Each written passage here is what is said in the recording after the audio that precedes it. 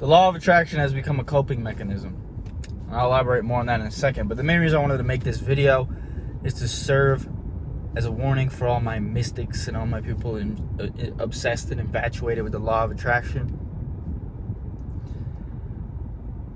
When I first learned about this information, I too became super obsessed with it, and I thought it was so revolutionary and that it was going to change my life. I bought all the books. I watched all the YouTube videos. I tried all the little daily habits and tricks and all that.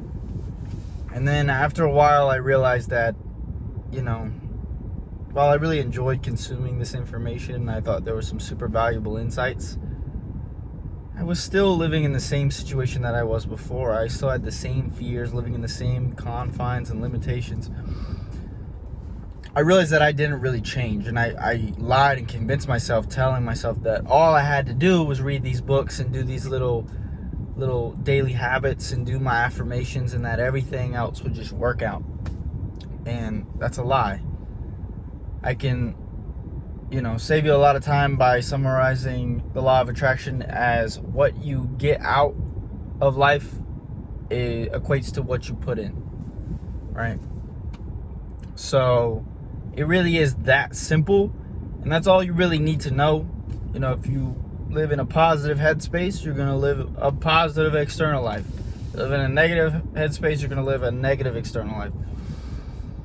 So I'm here to say is stop lying to yourself and saying that you're changing your life and that you're going to create your ideal life simply by reading a book or simply by, sitting in a room and writing, I am strong, I am strong, I am strong. Because,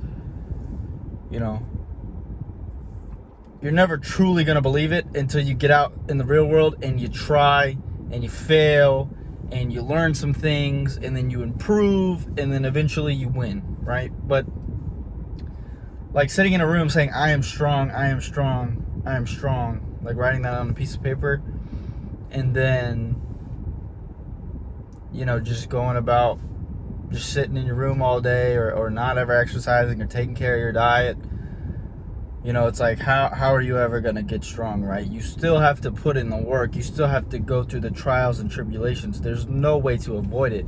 Now, affirmations and visualization and meditations are great for, getting in the right mindset, but you still have to go through the journey. You still have to get out there and fail and fail and fail and fail countless times and learn from those failures and eventually improve enough to where you can succeed, right? So like I said, it becomes a mental masturbation. It's a coping mechanism. It's a way to feel like you're doing something when you're not. By consuming that material, you convince yourself that all I have to do is sit in my room and write my affirmations and meditate for 10 minutes a day, and then everything I want will just fall in my lap, even if I never leave my house, even if I never venture outside of my comfort zone, right? It's an easy way to stay comfortable and feel like you're making a change. And it's just lying to yourself, and it's a painful realization, but it's an important one. I think people often associate spiritual growth with those little daily habits like reading these books and, meditating and all that stuff. But, real spiritual growth occurs in the day-to-day life, right? Spiritual growth is applying for that job that you're not qualified for and, dealing with that rejection. Spiritual growth is talking to strangers even when that's something you're not comfortable with and learning to get over that awkwardness.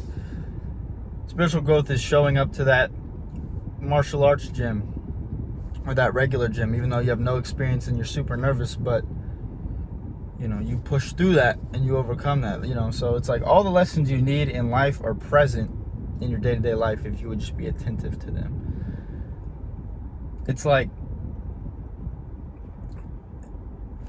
think of the law of attraction content and all these cool daily habits as supplements, like, vitamins. They can help you as add-ons, but they're not the primary drivers of change, right? If you want to be, healthy, strong, have a great physique, have great visceral health, you have to work out intensely, you have to eat clean, and you have to get proper sleep. Now, if you want to take, ashwagandha or glycine or whatever, then that's fine, right? It's an add-on. But you can't just take ashwagandha or glycine and think that that's just going to revolutionize your life and that's going to be the primary drivers. It's the same way that you can't just read, meditate, and affirm and think that these are the things that are just going to change your life. Maybe if you're a monk, right? But for the rest of us, you still have to go out and take action. You still have to go out and face your fears and fail and deal with those emotions and transcend that. So yeah, that's pretty much all I got, man. Like I said, I'm not trying to denounce the law of attraction or invalidate these habits. I do think they're beneficial and they have their place, but it shouldn't be your primary focus. It shouldn't be something that you have to get done every day and that you're stressing out over. You need to be involved in your own life, and then you can supplement the readings and all the other stuff too. But the main thing is making those changes and getting outside of your comfort zone and doing things that are gonna make you suffer, but ultimately make you a better person at the end of the day. So yeah, thanks for watching.